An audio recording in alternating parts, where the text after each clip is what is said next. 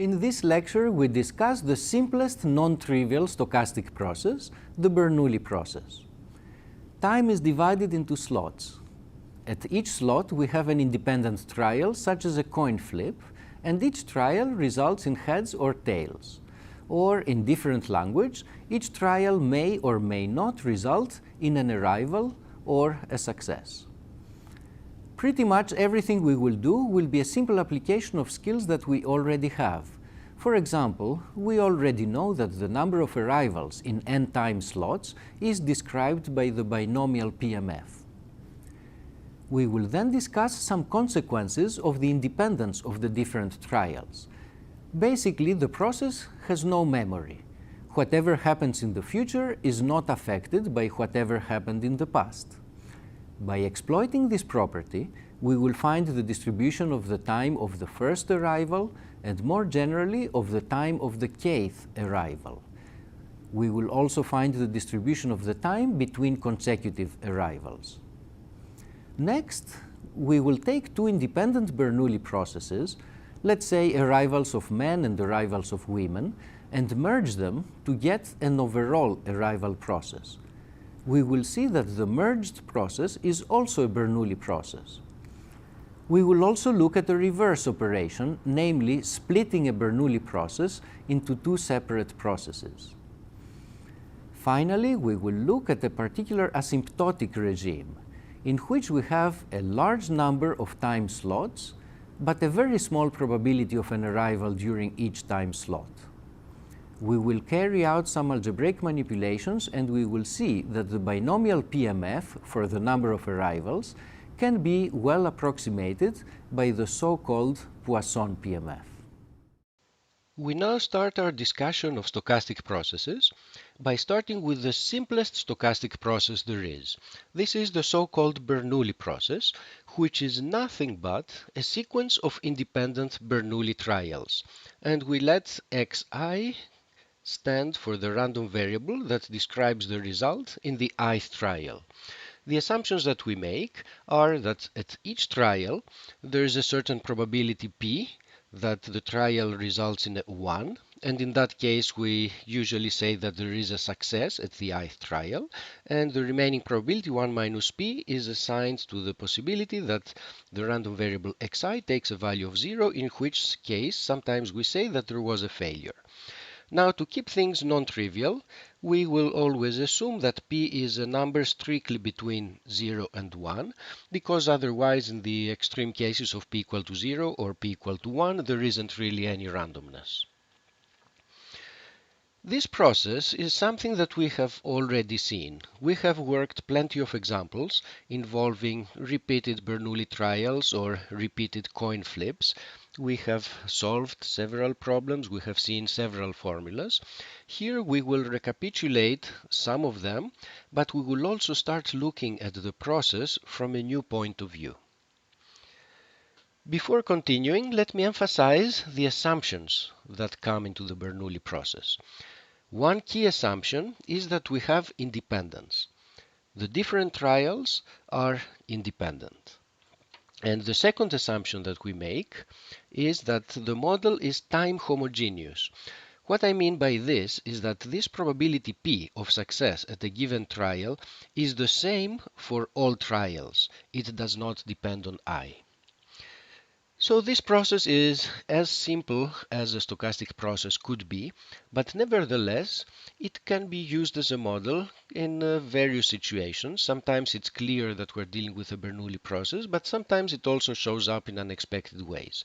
In any case, a first simple example could be the following. Every week you play the lottery and either you win or you do not win. And assuming that it is the same kind of lottery that you play each week, the constant p would be the same, the probability of success, and assuming a lottery that is not rigged in any way, whether you win on one week should be independent from what happens in other weeks.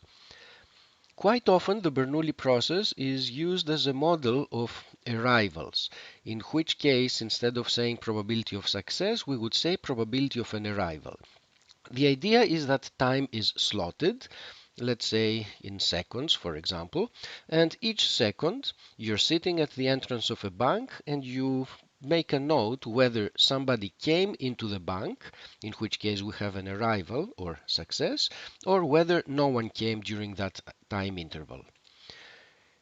If one here believes that different slots, different seconds are independent of each other, then you do have a Bernoulli process. It might not be an exactly accurate model, but it is a good first approximation to start working with a model of this situation. Similarly, if you have a server, a computer, that takes jobs to process, and jobs are coming randomly, you divide time into slots, and during each slot a job might arrive or might not arrive. And as a first approach to a model of this kind, you might as well employ the Bernoulli process. A final note, why is this process called the Bernoulli process? Well, the name comes from a famous family of Swiss mathematicians, the Bernoulli family, and one of them, Jacob Bernoulli, did many contributions to many branches of mathematics, but an important one was in the field of probability, where he actually derived quite deep results on a sequence of what we now call Bernoulli trials. We have said that the Bernoulli process is the simplest stochastic process there is. But what is a stochastic process anyway? A stochastic process can be thought of as a sequence of random variables.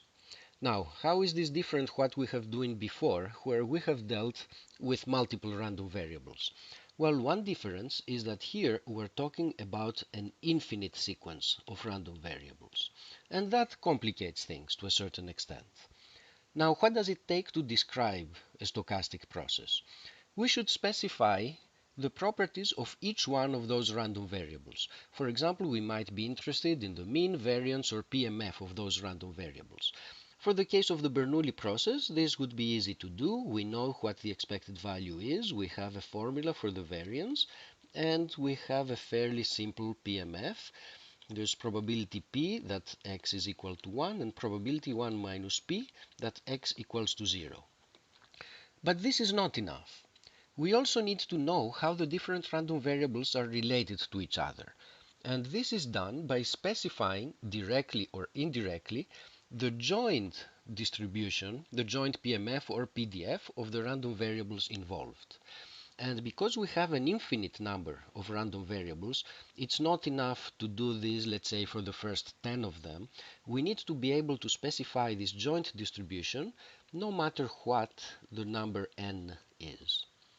For the case of the Bernoulli process, we have specified this joint PMF in an indirect way, because we have said that the random variables are independent of each other, so the joint factors as a product of the marginals, and we already know what the marginals are, so we do indeed have a specification of the joint PMF, and we have that for all values of n. Of course, for more complicated stochastic processes, this calculation might be somewhat more difficult. Now there is a second view of a stochastic process, which rests on the following. It's not just a collection of random variables, but they are a collection that's indexed by an index that keeps increasing.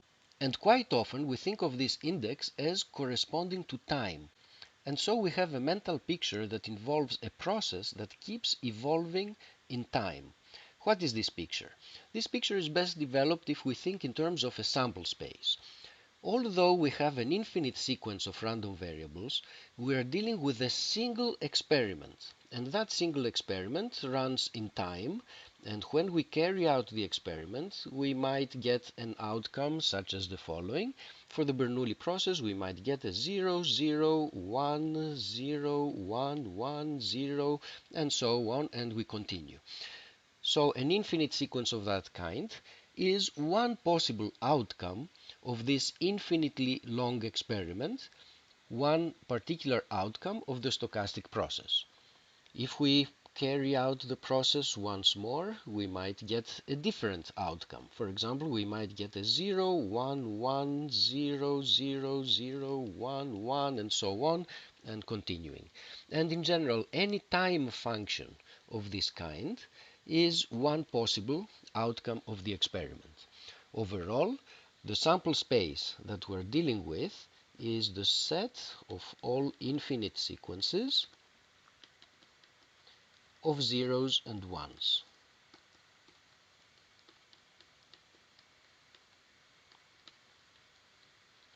This point of view emphasizes the fact that we have a phenomenon that evolves over time and can be used to answer questions that have to do with the long-term evolution of this process.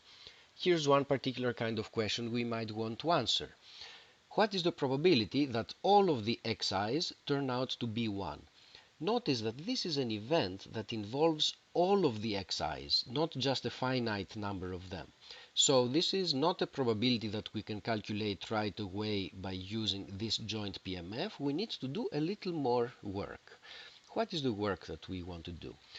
Instead of calculating this quantity, we will calculate a somewhat related quantity. Let us look at the event that the first n results were equal to 1. How is this event related to this event? Well, this event here implies that this event has happened, so this is a smaller event. This is more difficult to obtain than this one, and this gives us an inequality for the probabilities that go this way.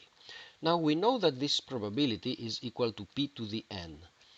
And this inequality here is true for all n. No matter how large n we take, this quantity is smaller than that. But now, since p has been assumed to be less than 1, when we take n larger and larger, this number becomes arbitrarily small. So this quantity is less than or equal to an arbitrarily small number, so this quantity can only be equal to 0.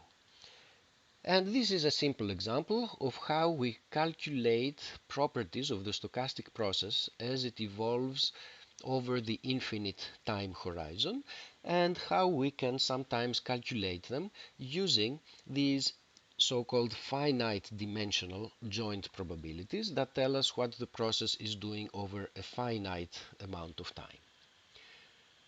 Throughout, we will sometimes view stochastic processes in this manner in terms of probability distributions, but sometimes we will also want to reason in terms of the behavior of the stochastic process as a time function, as a process that evolves in time.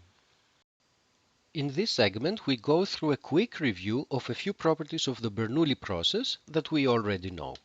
We start by thinking about the number of successes or arrivals in the first n time slots. This is the following quantity. At each time, we add a 0 or a 1, depending on whether we've had a success or not, and by adding those numbers, we get the total number of successes. Now, we already know that the number of successes in n trials obeys a binomial distribution, so the probability of having k successes is given by the binomial probabilities. And this is a formula that holds for k equal to 0 up to n, which are the possible numbers for the random variable s. For this random variable, we know the expected value, it's n times p, and we also know its variance, which is n times p times 1 minus p. Another random variable of interest is the time until the first success or arrival. So this is defined to be the smallest I for which the random variable xi is equal to 1. We have done this calculation in the past. The probability that the first success appears at time k is the same as the probability that the first k minus 1 trials resulted in zeros, and then the kth trial resulted in a 1. And so the probability of this is 1 minus p, the probability of a 0, and we have k minus 1 of them, times p, the probability that the next trial gives us a success. And this formula is valid for k being 1, 2, and so on, which is the range of possible values of this random variable t1. This is the familiar geometric distribution that we have dealt with in several occasions, and in particular we know the expected value and the variance of a geometric random variable. In this segment, we develop some consequences of the independence assumption that we have made on the trials that constitute a Bernoulli process. These properties will be pretty intuitive, but they play an important role. They're helpful in solving problems, and they're also quite helpful in understanding the continuous time version of the Bernoulli process, namely the Poisson process that we will be studying later. So here's the story. We start with the Bernoulli process with some parameter p. The process starts, a friend of yours watches the process, and they observe the results of the different trials, let's say for 5 time steps. And at this time, right after time 5, they call you into the room and you start watching the rest of the process. What will you see? The first random variable that you will see is the result of whatever happens in this time slot, which is the 6th slot of the original process. The second random variable that you will see is the result of the 7th random variable in the original process, and so on. So the process that you get to see is the process yi, where I ranges over the non-negative integers. What properties does this process have? Because of the assumption that the different trials are independent, this means that the first 5 trials are independent from the trials that happen after time 5. So one property is that the process yi is independent of whatever happened in the past, which is x1 up to x5. Second, the random variables that you see, x6, x7, and so on, are independent Bernoulli random variables with parameter p. So the random variables yi constitute also a Bernoulli process with parameter p. So the process that you get to see, which is the sequence of trials after time 5, is identical probabilistically to a Bernoulli process with parameter p, like the process xi. So it's as if a Bernoulli process was just starting fresh at this particular time, and because of this we say that the process has a fresh start property after a certain time. In this example, we used 5 as the certain time, but instead of 5, we could have any particular integer little n, in which case our process y1 starts with xn plus 1, continues with xn plus 2, and so on. And here, instead of x5, we would have written xn. So, after a deterministic time n, what you see is the same as if we had a Bernoulli process that was starting fresh at this particular time, and which is also independent from whatever happened in the past. Let us now complicate the story a little bit. Suppose that your friend watches the Bernoulli process, and they keep watching it until a success is observed for the first time. Right at that time, they call you into the room, and you start watching the rest of the process. This is the length of time that we have called T1, the number of trials until the first success. So what is it that you will be watching? The first random variable that you will see is what happens in slot T1 plus 1. The second random variable that you will see is what happened in slot T1 plus 2, and so on. And this defines, again, a process, the sequence of the yi's. This is what you will see starting from this particular time. What kind of process is it? Well, these trials happened in the past. We know what they were, but no matter what they were, The future trials will still be independent and independent of the past, and each one of the trials will have probability P of being a success. So the properties that we have again is that the trials that you see are independent of the past, which in this case is everything from x1 up to time xt1, and what you see is a Bernoulli process. We describe this situation by saying that the process starts fresh after time t1. And by this, again, we mean that if you start watching the process right after t1, what you will see will be a Bernoulli process which is independent from whatever happened in the past. Having just argued that the process starts fresh at the time t1 of the first success, we can now ask whether such a property is also true more generally. That is, if we start watching the process at some random time n, will the process start fresh at that time? Let us look at some additional examples. Suppose that capital N is the time of the third success. So your friend watches the Bernoulli process, and each time they say, did the third success occur? Not yet, not yet, not yet, not yet. Yes, the third success just occurred, and at that time they call you into the room and you start watching what happens from that time on. What will you be seeing? After that time, there will be independent Bernoulli trials that take place, and these refer to the future of the process, looking at from this particular point in time, and the future is independent from whatever happened in the past, so what you actually see is indeed a fresh Bernoulli process that starts here, and which is independent from the random variables that occurred in the past. Let us look at another example. Let capital N be the first time that 3 successes in a row have been recorded. So your friend again watches the process and they ask each time, did we see 3 successes in a row? Not yet, not yet, not yet, not yet, not yet. Yes, I just saw 3 successes in a row. And now your friend calls you in and you start watching the process from this point in time. By the same argument as before, whatever happens in the future is going to be Bernoulli trials that are independent from the past, so you will again have a fresh start property starting from this time.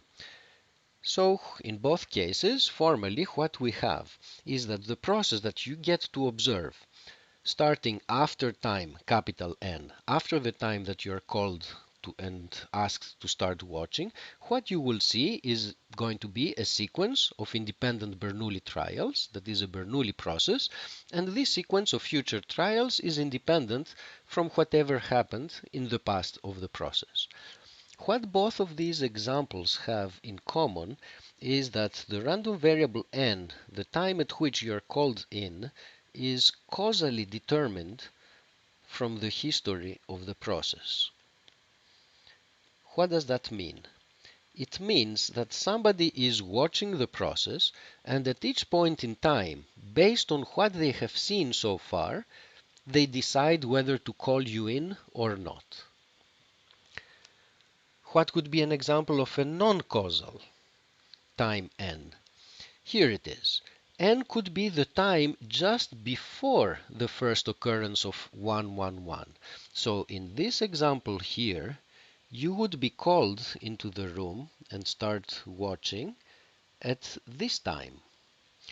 So your friend somehow knows that a sequence of 111 is going to occur and calls you just before it happens. How could that be? Well, imagine that the Bernoulli process actually was run yesterday. It was recorded in a movie. Your friend has seen the movie, so knows everything that's going to happen. And so when the movie is replayed today, your friend can call you in at this time and tell you, you know something very interesting is about to happen, come in and start watching. Now, what will you be watching?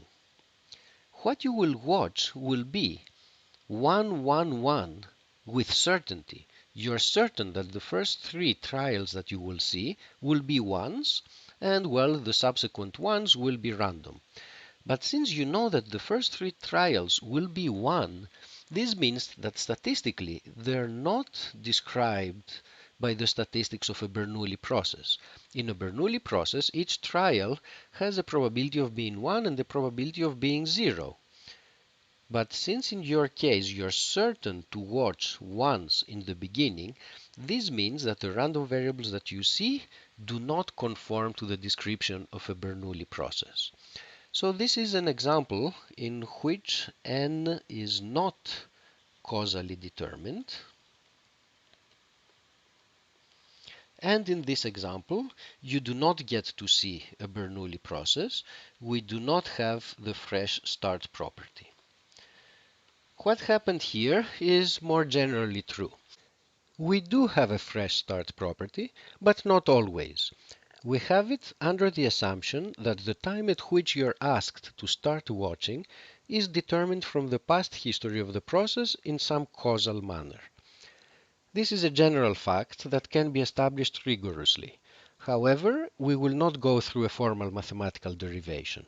The formal argument for the most general case involves somewhat tedious symbol manipulations that do not provide any additional insights.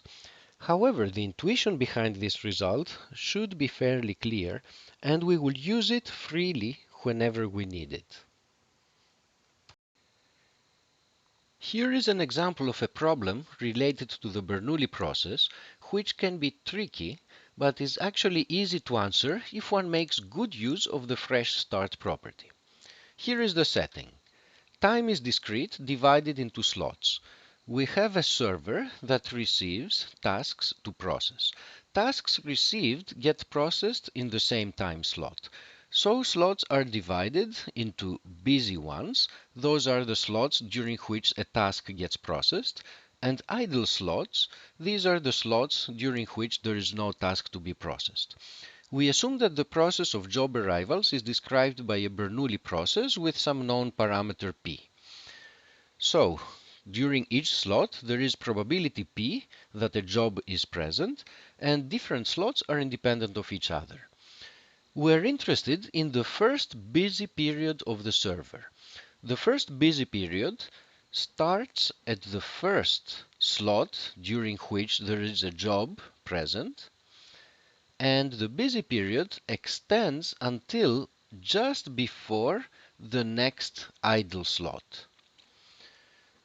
For an example, it could be the case that the first slot is busy, in which case the busy period starts right here, and the busy period in this example extends for 3 time units.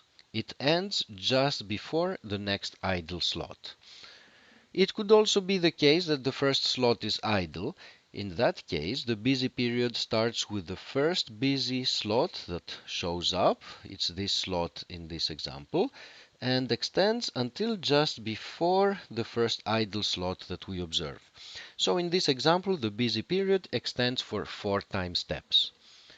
What is the length of the first busy period?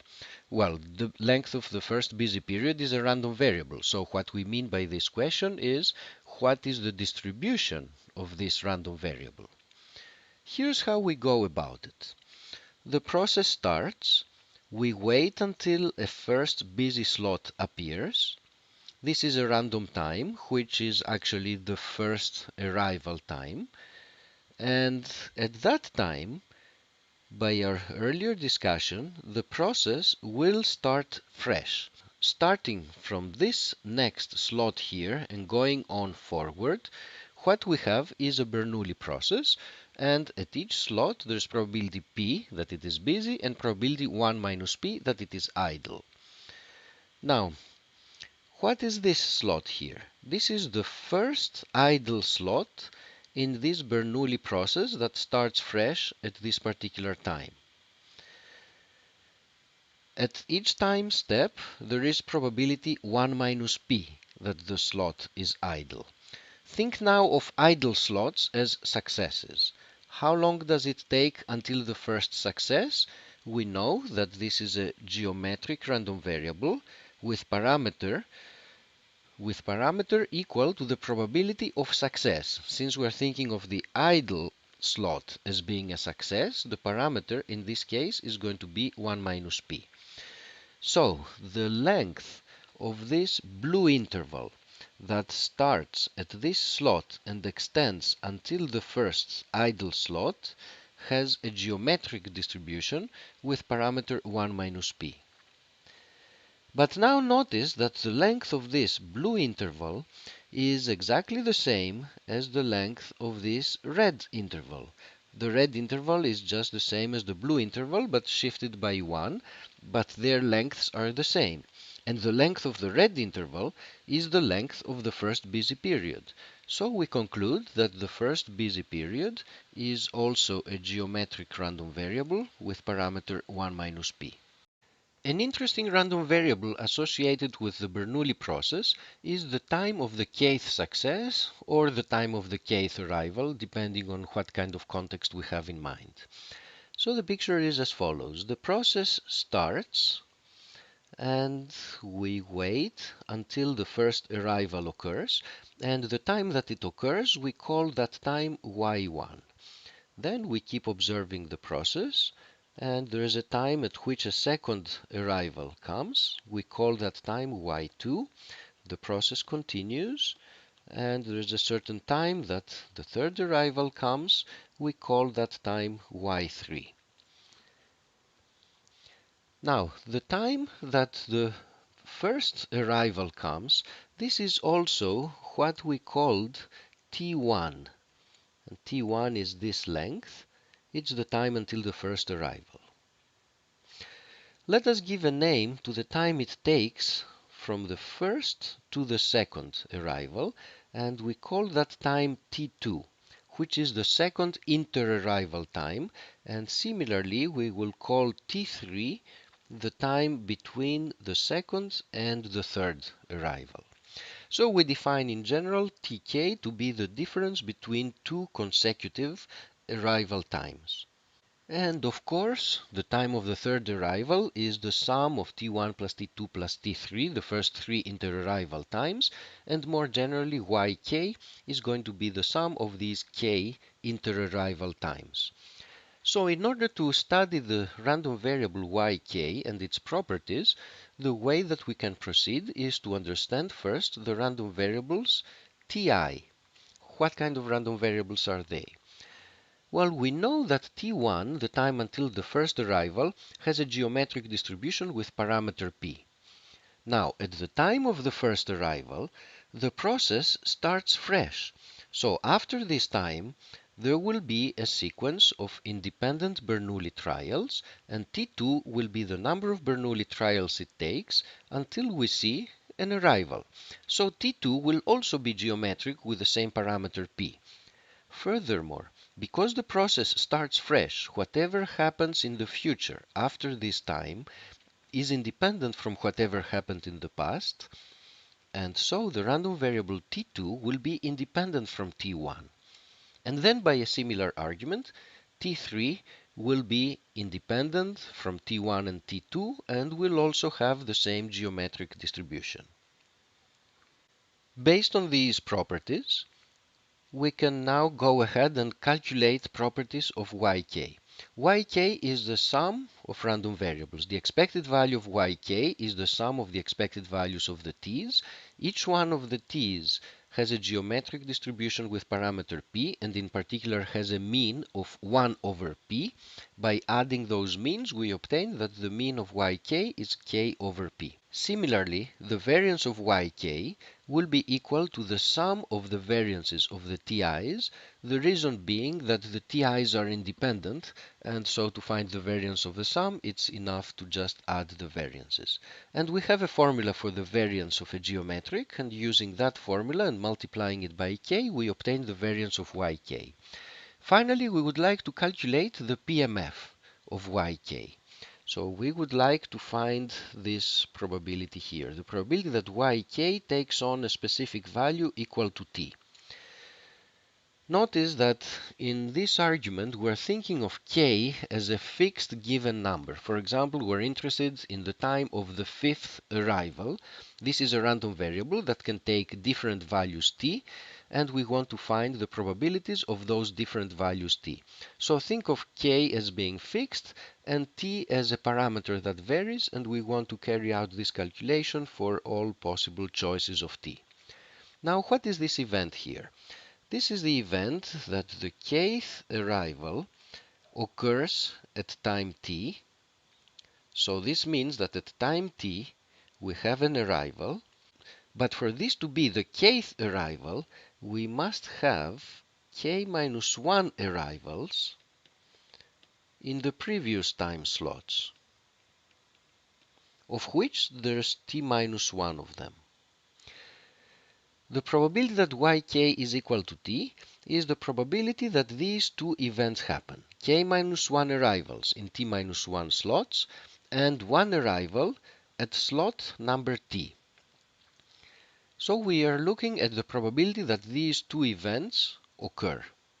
Now, this event, k minus 1 arrivals in t minus 1 slots, is an event that's completely determined by whatever happens in the first t minus 1 time slots, whereas the event of an arrival at slot time t refers to whatever happens during slot time t.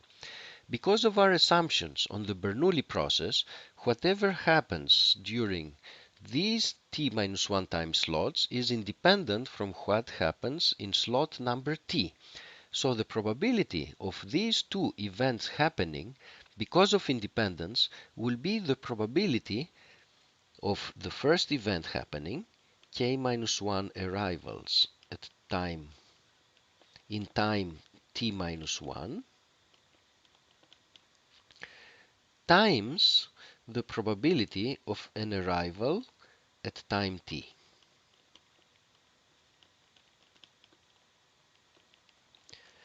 Now, the first probability is given by the binomial formula. In t minus 1 time slots, we want to have k minus 1 arrivals, and the binomial formula gives us an exponent p to this power times 1 minus p to the power, that's the difference of these two numbers, which is t minus k. And then finally, we multiply with the probability of an arrival at time t, which is equal to p. This p will cancel the exponent of minus 1 up here and leads us to this formula for the probability that the kth arrival happens at time t. Notice the range of the random variable yk.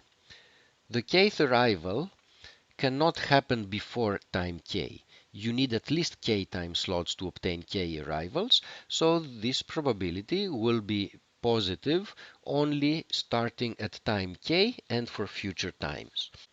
So this random variable yk in general will have a PMF of this form. It's 0 for t's smaller than k, and then at time k in general it's going to be a positive entry, and for future values of t it will also have positive entries, and this PMF extends all the way to infinity because it is possible that the kth arrival takes an arbitrarily long time to occur. If we consider different values of k, of course we will get a different PMF. The PMF of y3 is different than the PMF of y2. And the PMF of y3 will generally sit to the right of the PMF of y2 because the third arrival generally will take longer to occur than the second arrival. We often think of a Bernoulli process as a stream of arriving traffic. What happens if we merge two streams? For example, consider a server that receives traffic from two independent sources. How do we describe the total traffic that arrives to this server? Here's a precise model. We have two streams that correspond to Bernoulli processes with some parameters each, P and Q respectively, and each one of these processes receives arrivals at certain times that we indicate by crosses. And similarly for the second process.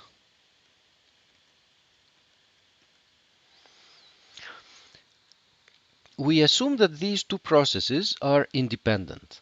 And what we mean by this is that any collection of random variables associated with the first process will be independent from any collection of random variables associated with the second process.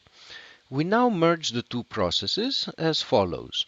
Whenever there is an arrival in any of the original processes, we record an arrival in the merged process, as in this picture. Notice that we do not make a distinction between those slots at which there was an arrival in only one of the original process versus those slots in which there was an arrival in both of the original processes. In both cases, we just say that there was an arrival in the merged process, and so collisions, arrivals in both of the original processes, are counted as only one arrival in the merged process. Now, what can we say about the merged process? We will argue that it is a Bernoulli process with a certain parameter that we will compute. To check the Bernoulli property for the merged process, the first thing we need to ensure is the independence assumption, independence across slots. Let us look at two typical slots. And to do this, it helps to define some notation. Let xt and yt be the original processes, and let zt be the merged process. The random variable zt is determined in some way by the random variables xt and yt. If I tell you if there was an arrival in the first and the second process, you can tell whether there was an arrival in the merged process. And similarly, the random variable zt plus 1 is determined in some way from xt plus 1 and yt plus 1. What this is saying is that whether we have an arrival at this slot is determined by what happens in these two slots, and whether we have an arrival in this slot is determined by whatever happens in these two slots. Now, we have assumed that the two processes are independent, so these two random variables are independent from those two random variables, and furthermore, across time, this random variable will be independent from that random variable, and this random variable will be independent from that random variable. So these four random variables are independent of each other. Because of this, we have zt, a function of two random variables that are independent from the two random variables that determine zt plus 1. And for this reason, zt and zt plus 1 will be independent. This proves a pairwise independence property for the merged process, but we can extend this argument to argue that the collection of random variables z1 up to zt is a collection of independent random variables. So we have the independence property. Now let us calculate the probability of an arrival during a typical slot. During a typical time slot, there are four possibilities for what may occur. And these possibilities have to do with whether in the X process we have an arrival or not, and in the Y process whether we have an arrival or not. The probability that we have an arrival in both processes, because of independence, is the product of the probability that we have an arrival in the first process with the probability that we have an arrival in the second process. Similarly, there's a probability P of an arrival in the first process and no arrival in the second. There's a probability 1 minus P of no arrival in the first process and an arrival in the second process. And finally, there is probability 1 minus P times 1 minus Q of no arrival in either of the two processes. The probability that we have an arrival in the merged process is the probability of this green event. These are the cases in which an arrival gets recorded in the merged process. So the probability of an arrival in the merged process is the sum of those three probabilities, or another way to calculate it is 1 minus this probability here, namely 1 minus P times 1 minus Q. and after you expand this product and do some cancellations, you end up with this expression, which is the probability of an arrival during a slot in the merged process. Of course, this probability is constant across time, and this, together with the independence property, establishes that the merged process is actually a Bernoulli process. Now let us end by answering one more question. If I tell you that at a certain time slot there was at least one arrival in the two processes, which means that there was an arrival in the merged process, what is the probability that there was an arrival in the first process? Now, the event that there was an arrival in the first process is this event here. So we're trying to calculate the conditional probability of the blue event given that the green event has occurred. We use the definition of conditional probabilities. A conditional probability is equal to the probability that both events happen, which in this case is the intersection of the blue and the green event, which coincides with the blue event, and the probability of the blue event is the sum of these two numbers, is equal to p. And then we divide by the probability of the conditioning event. This is the probability of an arrival, but this is what we have just calculated, which is p plus q minus p times q. We will now consider an operation that is in some sense the opposite of merging. We have a node, and traffic arrives to that node, and each time that we have an arrival, we flip a coin, and with probability q, we send that arrival to one particular stream, and with probability 1 minus q, we send the arrival to another stream. So we get two streams that are formed by taking the original stream and splitting it into two pieces. And as an example, these might be arrivals at a department store, and the one stream corresponds the people who go to the clothes section of the department store, whereas the other stream corresponds to the people that go to all of the other sections of the store. So let us now make our model a little more precise. We have a Bernoulli process, which is independent across time. We also use independent coin flips, an independent coin flip to deal with each one of the arrivals, but we will also make one additional assumption, namely that the Bernoulli process is also independent from the process of coin flips. With this assumption in place, let us now continue and let us draw a picture. We have a Bernoulli process with parameter p, and arrivals get recorded at certain times. Each time that there is an arrival, we will flip a coin, and with probability q, the arrival will be sent to that stream. With probability 1 minus q, the arrival will be sent to the other stream. So one possible outcome of the experiment might be this one, where these two arrivals were sent to this stream, and these two arrivals were sent to the top stream. And we have these probabilities q and 1 minus q of sending the arrivals to one or the other stream. What kind of process is this one? We argue that it is a Bernoulli process. First, we need to check independence. Here the argument is more or less the same as in the case when we studied the merging of processes. For example, if we look at two different slots and we ask how is the event at that slot and at that slot determined? Well, what happens in this slot is determined by whether we had an arrival here and what happened to the outcome of the coin flip at that time. What happens in this slot is determined by whether we had an arrival here and what happened to the coin flip at that time. Now, the coin flips are independent from the original Bernoulli process. And for either the coin flips or the Bernoulli process, we have independence across time. So all of the four random variables involved here that determines what happens in these two slots are independent of each other.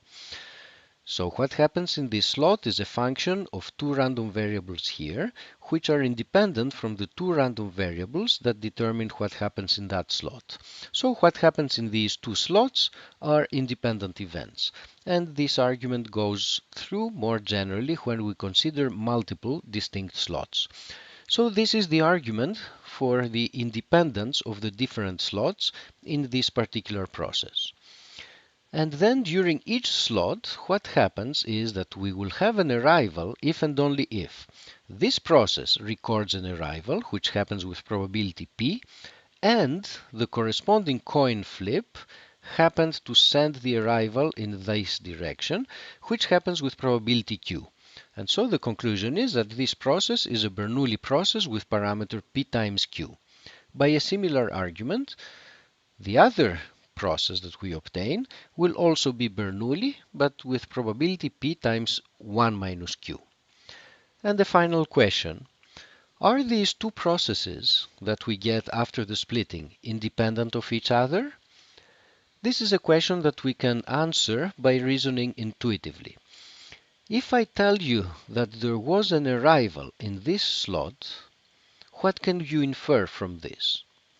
Well, it tells me that there was an arrival in the original stream, which was sent here, but since it was sent in this direction, it means that it was not sent in the other direction, and so we do not have an arrival in this slot.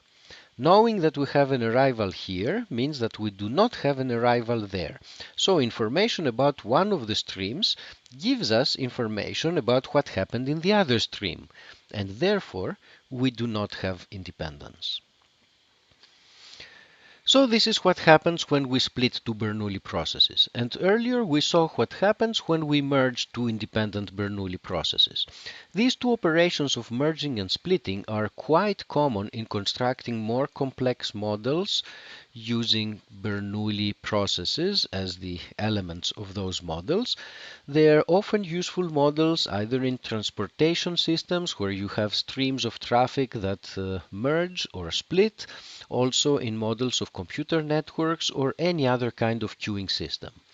And these same operations of merging and splitting will also show up when we study the continuous time analog of the Bernoulli process, namely the Poisson process. We have seen that the binomial distribution plays an important role in the study of the Bernoulli process, and the reason is that the binomial distribution describes the number of arrivals during a fixed number of slots. We will now develop an approximation to the binomial distribution that applies to one particular regime, and that regime is when we have a very large number of slots, but we have a small probability of success in each slot. And this is in a way so that the product of these two numbers, which is the expected number of successes, is a moderate number. One example where such a situation might arise is the following. Suppose you're interested in earthquakes in your city, and you divide time into slots of 1 hour. During each hour, the probability of having a noticeable earthquake in your city will be a very small number. On the other hand, if you're interested in a time frame of 5 years, there's going to be many hours during that time frame, so that n will be quite large.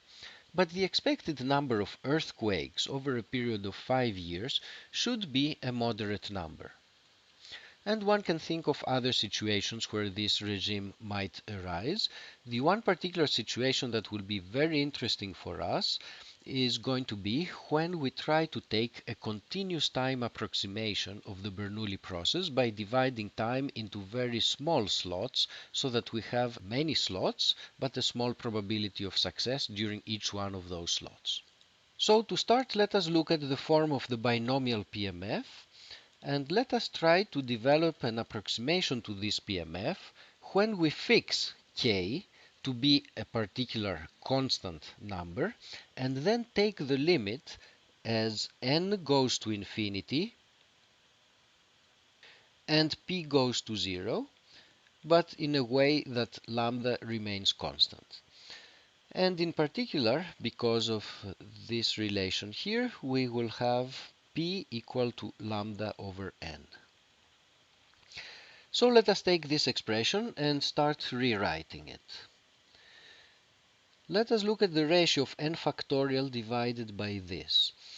The denominator has the product of all numbers going up to n minus k, so by dividing by this number, what is left out of the n factorial is only the terms that go up to n minus k plus 1.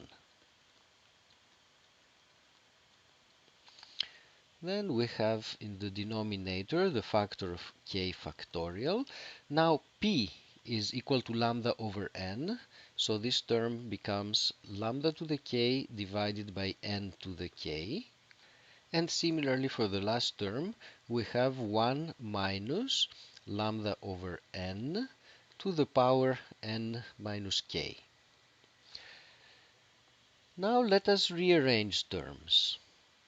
Here we have a product of k terms in the numerator. Here we have n multiplying itself k times, so we can take a factor of n and place it underneath each one of those terms to obtain n over n times n minus 1 over n times, we continue this way all the way to n minus k plus 1 divided by n.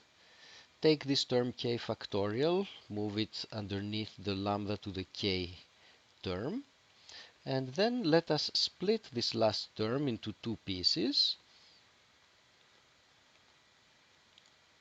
in this manner. And now let us start taking limits as n goes to infinity. The first term that we have here is equal to 1. How about the second term? N divided by n is equal to 1. 1 over n goes to 0, so this term also converges to 1. And by a similar argument, all the terms in this product, including this one, converge to 1. The term lambda k over k factorial remains exactly as is.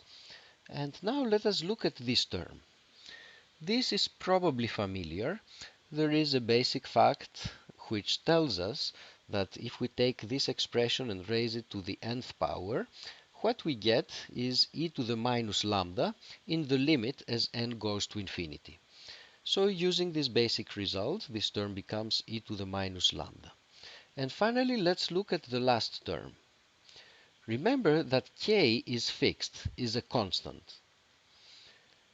1 minus lambda over n converges to 1. And when we raise that number to the kth power, we still get a 1 in the limit. So the only terms that are left are here, and essentially what we have just established is that in the limit, the probability of k arrivals in a Bernoulli process, or the binomial probability evaluated at k, in the limit as n goes to infinity and p goes to 0, is given by this formula here. This is the formula for the Poisson PMF, and so what we have established is that the binomial PMF converges to a Poisson PMF when we take the limit in this particular way.